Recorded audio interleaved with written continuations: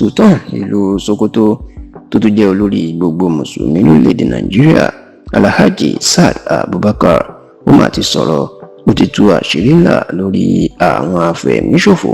tó ń da orílẹ̀‐èdè Nàìjíríà láàmú pàápàá Fúlàní afẹ̀míṣòfò tíjọba ń pè ní báńdíìtì tí Sultan ìlú Sokoto tó sì ti ṣe ìkìlọ̀ fún gbogbo àwọn tó ń pe àwọn báńdíìtì náà ní mùsùlùmí pé kán ṣọ́ra o àwọn báńdíìtì ò ń ṣe mùsùlùmí o bẹ́ẹ̀ lọ ni wọ́n jìnnà sí ẹ̀sìn Islam tó sì ní kì í ṣe gbogbo ẹni tó bá ń sọ kéwú tàbí gbọ́ lárúbáwá ò ní wọ́n lè pè ní àáfàá níbikíbi lórílẹ̀ ayé.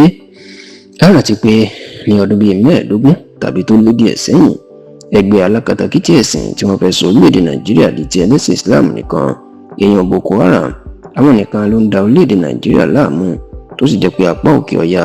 pàápàá ìpínlẹ̀ Borno, Yobe àti Adamawa ni wọ́n ti ń ṣiṣẹ́ bí wọ́n jù tó jẹ́ pé bá ṣe ń pààyàn ènìyàn wọ́n tó ń ju bọ́ọ̀bù káàkiri orílẹ̀-èdè Nàìjíríà ṣùgbọ́n láti nǹkan bí ọdún mẹ́wàá sẹ́yìn báyìí ẹni àwọn Fúlàní afẹ̀míṣòfò ìtìjọba àpapọ̀ lábẹ́ olóògbé Muhammadu Buhari tó fún ní orúkọ báńdíìtì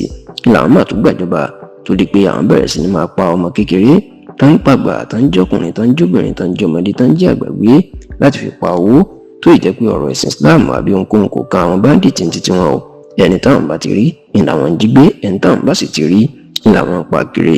eléyìí ló máa wá jẹ́ kí àwọn kan kí wọ́n máa fẹ́nu àbùkù kan àwọn mùsùlùmí àti ẹ̀sìn Islam wípé àwọn mùsùlùmí ni báńdíìtì àti pé ẹ̀sìn Islam ni ló fọwọ́ sí kí wọ́n máa ṣe iṣẹ́ ibi tí wọ́n ń ṣe kiri lọ́jọ́ ọrù tí í ṣe ọjọ́ Wednesday ọ̀sẹ̀ tí a wà ní èyí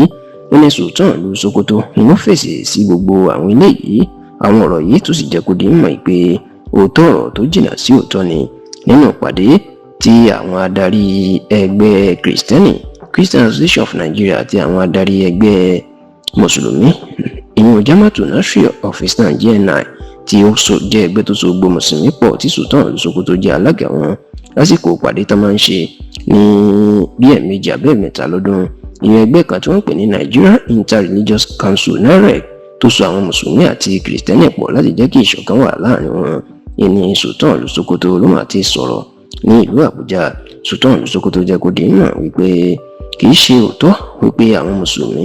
wọ́n fẹ́ sọ orílẹ̀-èdè Nàìjíríà di ẹlẹ́sìn Islam ó ní àhesọ ńlá tó jìnnà sóòótọ́ ni bẹ́ẹ̀ ló tún jẹ́ kó di mọ̀ wípé àwọn báńdíìtì náà wọn kì í ṣe mùsùlùmí kódà